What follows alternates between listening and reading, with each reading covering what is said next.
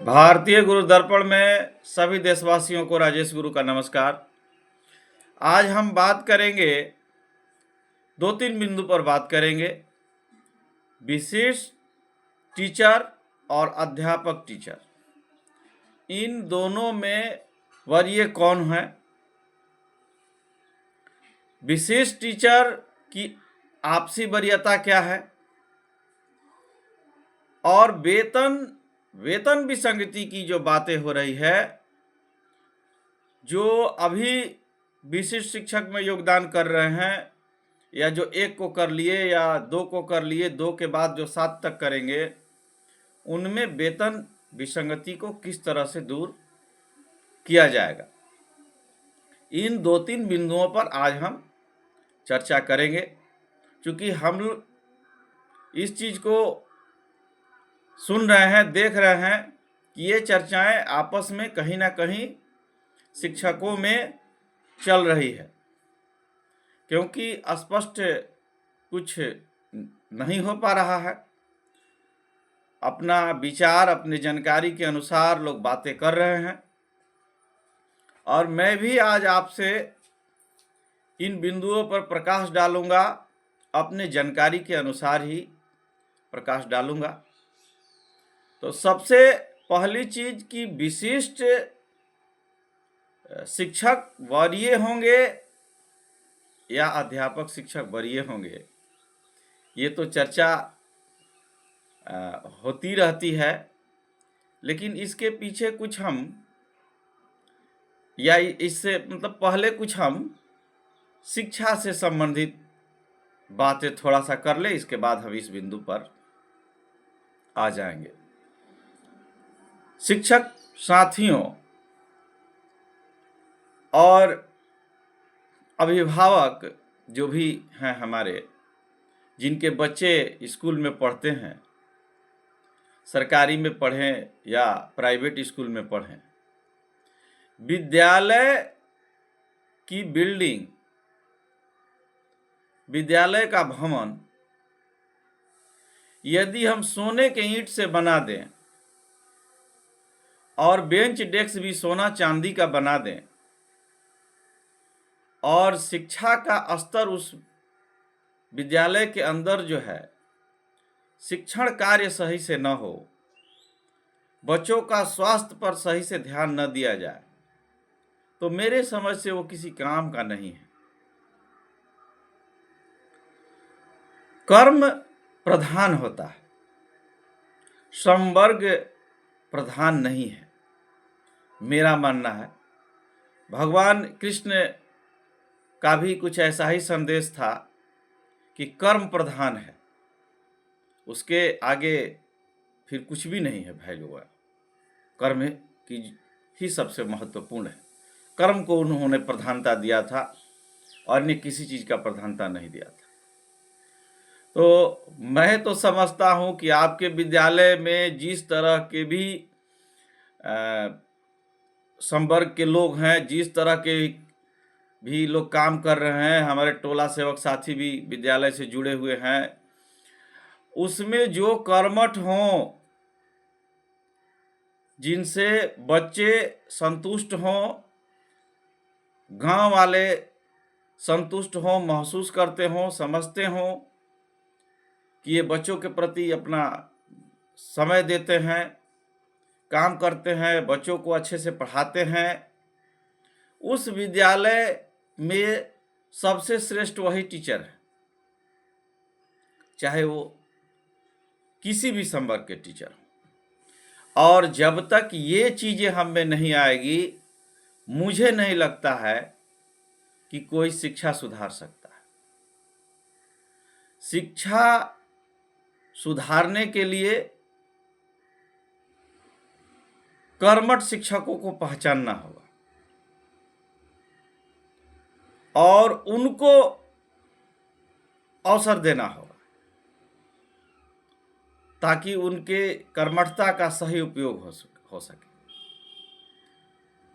अब हम आते हैं नियम संगत चीजों पर। ये थोड़ी सी जो मेरा विचार था वो हमने रखा, जैसा मैं समझता हूं।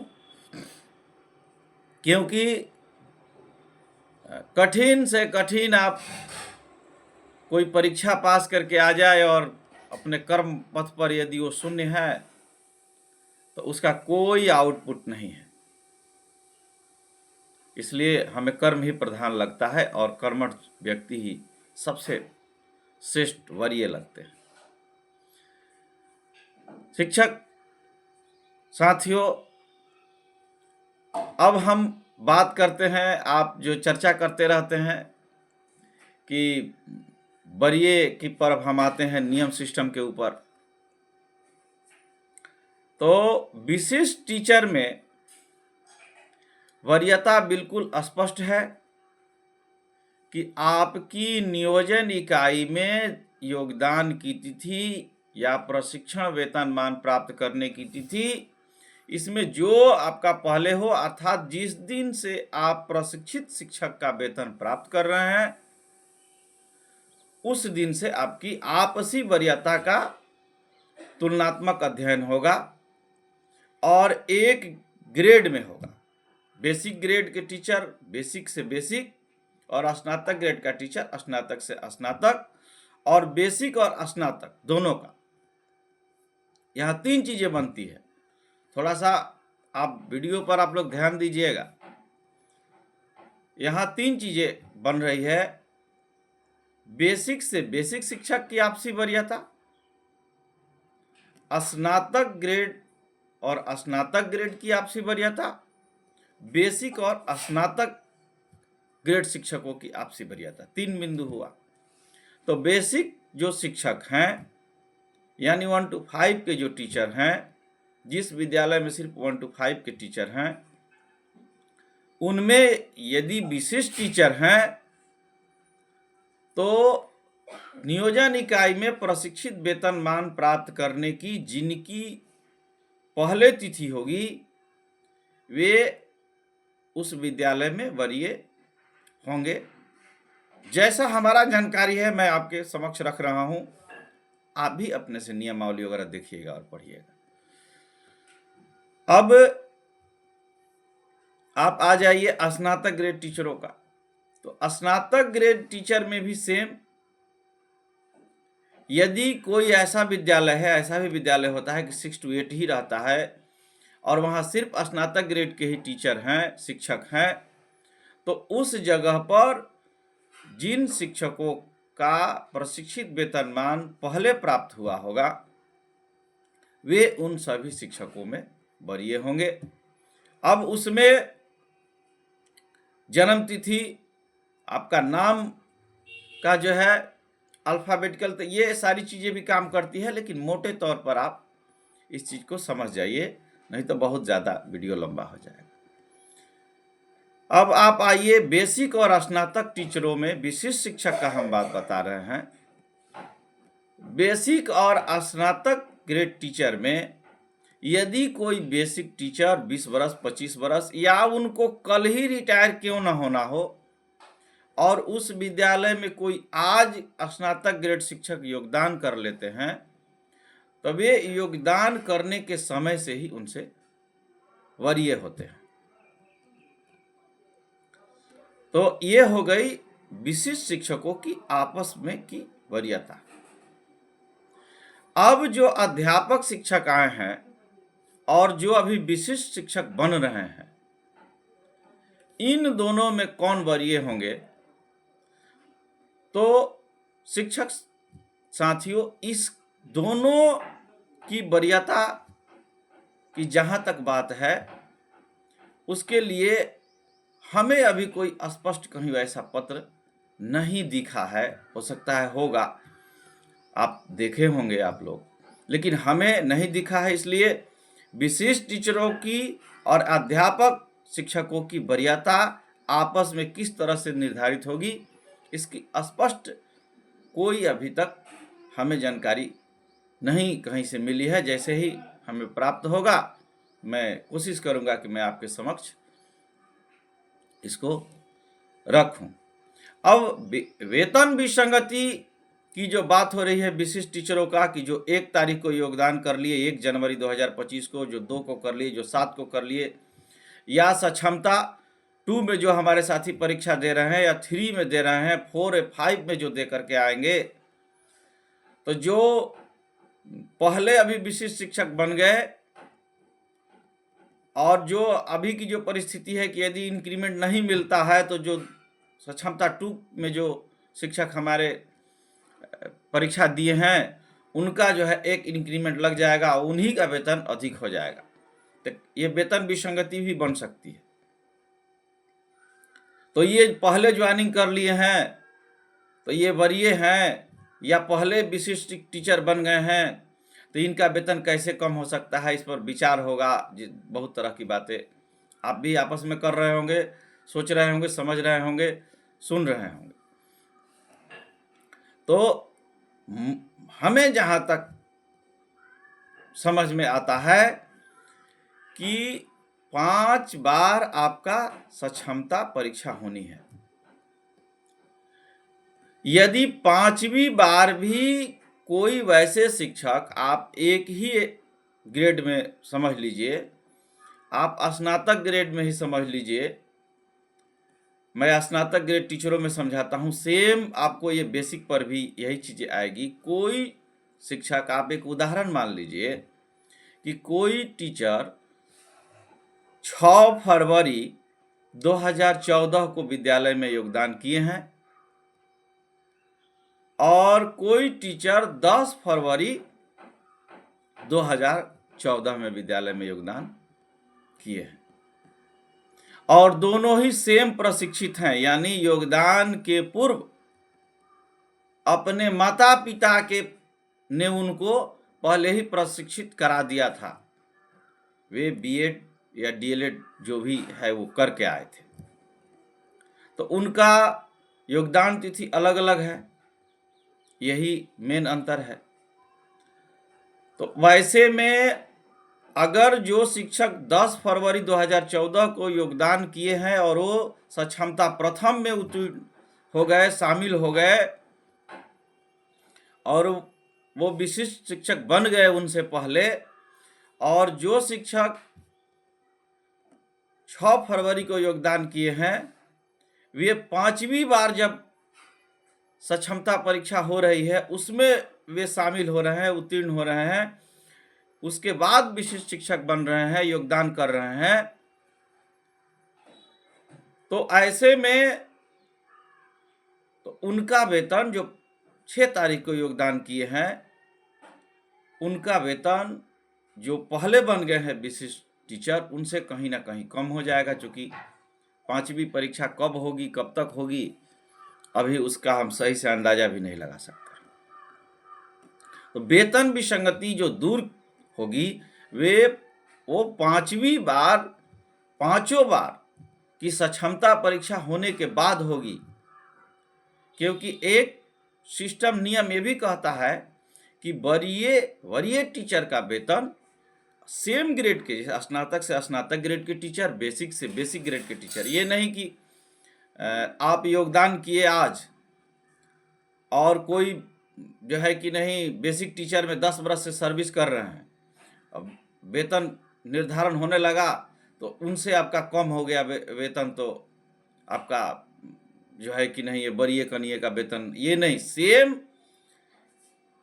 ग्रेड में और सेम लगभग सारी चीज़ें हो, योगदान तिथि वगैरह हो, तो वैसे में जब किसी कनीय का वेतन वरीय से अधिक हो जाता है तो वरीय टीचर का वेतन उस कनीय के हद तक स्वतः बढ़ जाता है, ऐसी हमें जहाँ तक जानकारी है।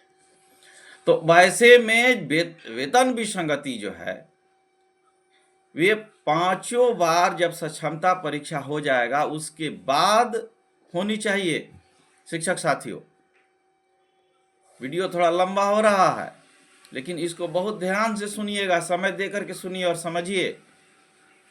क्योंकि 5वीं बार जो हमारे जो साथी सक्षमता परीक्षा देंगे लेकिन उनका योगदान तिथि 6 फरवरी है और विशिष्ट शिक्षकों की वरीयता नियोजन इकाई में योगदान की तिथि से होने वाली है, तो ऐसे में तो वेतन विसंगति दूर होगी। और 5वीं बार जो हमारे शिक्षक 5वीं बार में ही जो आए हैं वे वरीय हो जाएंगे। तो वेतन विसंगति अभी तत्काल दूर होने वाली है, मुझे ऐसा नहीं लगता है, क्योंकि तत्काल दूर करने पर फिर एक समस्या बनती जाएगी। आप जैसे भी है योगदान करते जाइए। वेतन विसंगति यदि भविष्य में आती है तो 5 सक्षमता होने के बाद उसमें सेम ग्रेड में अब देखा जाएगा कि कौन वरीय टीचर हैं जिनका वेतन कनीय जो टीचर हैं उनसे कम हो रहा है, तो उस हद तक उनका वेतन निर्धारित होगा। अभी तक की जो नियमावली जो कह रही है, जो सिस्टम ये हो रहा है। तो इन चीज़ों को हमें जहाँ तक जानकारी है, जहाँ तक समझ है, मैं आपके समक्ष रखा और इसको स्पष्ट किया।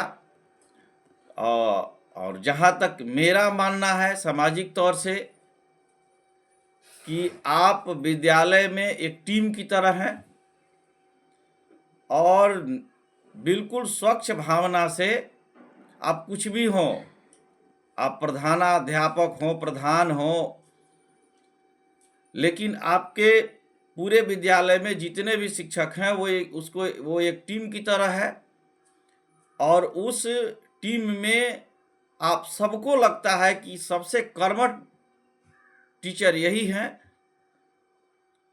बच्चों को लगे, गांव वाले को लगे, आप भी महसूस करें आपके लिए वही वरीय है, क्योंकि कर्म प्रधान है और विद्यालय में शिक्षा व्यवस्था प्रधान है। मैंने पहले कहा कि आपका सोना चांदी का डेस्क बेंच हो और शिक्षा व्यवस्था विद्यालय का बेहतर न हो, वो किसी काम का नहीं है। आपका प्रधानाध्यापक, मैं आगे कहता हूं कि आईएएस हो और कर्मठ नहीं हो तो किसी काम का नहीं है। आज सबसे पद में अभी तक छोटा कर्मचारी शिक्षा से जुड़े हुए हमारे टोला सेवक हैं। यदि वही कर्मठ है तो आपको उनसे ही विचार लेकर के आगे बढ़ना चाहिए। तो एक टीम समझना चाहिए। जैसे ही एक टीम अपने आप को आप समझिएगा, हम लोगों को बताया भी जाता है चुनाव वगैरह में, जब हम शिक्षक साथी कहीं जाते हैं तो जैसे ही आप अपने एक टीम समझ लीजिएगा, शिक्षक सीनियर जूनियर कुछ नहीं होते हैं, और एक टीम अपने आप को समझ लीजिएगा तो जरूर आप बेहतर करिएगा और वो आपके बच्चा के लिए भी बेहतर होगा। और शिक्षक के लिए इससे बेहतर कोई चीज़ ही नहीं है कि आपका विद्यालय बेहतर हो, आपका बच्चा बेहतर तरीके से पढ़े। यही मेन चीज़ है शिक्षक साथियों। तो जो नियम है उस नियम को समझ लीजिए, नियम समझना चाहिए, रजिस्टर में उस क्रम से अपना रखिए, बनाइए, लेकिन सामाजिक स्तर से अपने आप को एक टीम समझ करके आगे बढ़ना मुझे जहाँ तक लगता है कि सबसे उचित है, इससे बेहतर कुछ नहीं है। सभी शिक्षक साथियों को नमस्कार, जय हिंद, जय भारत।